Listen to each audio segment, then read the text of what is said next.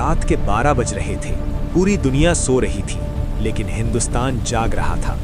ये कोई आम रात नहीं थी, ये सदियों की गुलामी की बेड़ियों के टूटने की आहट थी। दिल्ली का रायसीना हिल्स रोशनी से नहाया हुआ था और संसद भवन के उस ऐतिहासिक हॉल में सांसें थमी हुई थीं।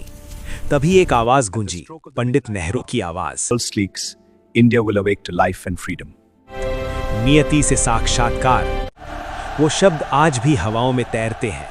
वो पल जब भारत ने एक नई शुरुआत की, जब हमने अपने आप से किया वादा निभाया। अगली सुबह सूरज की पहली किरण के साथ लाल किले की प्राचीर पर वो तिरंगा लहराया जिसके लिए न जाने कितनी माताओं ने अपने लाल खो दिए थे। केसरिया, सफेद और हरा, ये सिर्फ रंग नहीं थे, ये उन लाखों क्रांतिकारियों का सपना थे जिन्होंने फांसी के फंदों को चूम लिया था। जब पहली बार आजाद हवा में झंडा लहराया तो दिल्ली की सड़कों पर खड़ा हर शख्स रो पड़ा था।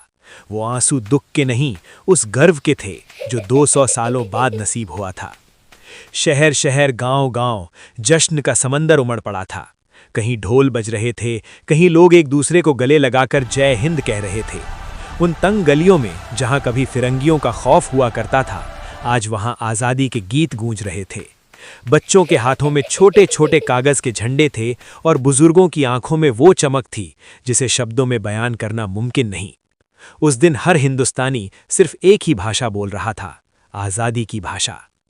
लेकिन इस आज़ादी की कीमत बहुत बड़ी थी। एक तरफ खुशियों के दिए जल रहे थे तो दूसरी तरफ सरहदों पर धुआं था। वो ट्रेनें, वो स्टेशन जहां लाखों लोग अपनी जड़ें छोड़कर अनजान रास्तों पर निकल पड़े थे। एक ही रात में घर पराये हो गए थे। एक आंख में आज़ादी की खुशी थी तो दूसरी में अपनों को खोने का गम। वो बंटवारा इतिहास का वो पन्ना है जो आज भी हमें याद दिलाता है कि ये आज़ादी हमें कितनी कुर्बानियों के बाद मिली है। आज जब हम उस 15 अगस्त 1947 को याद करते हैं तो हमें एहसास होता है कि आज़ादी सिर्फ एक तारीख नहीं है, ये एक जिम्मेदारी है। ये उन किसानों के पसीने की, उन जवानों की शहादत की और हर उस भारतीय की मेहनत की कहानी है जिसने इस देश को यहाँ तक पहुँचाया है।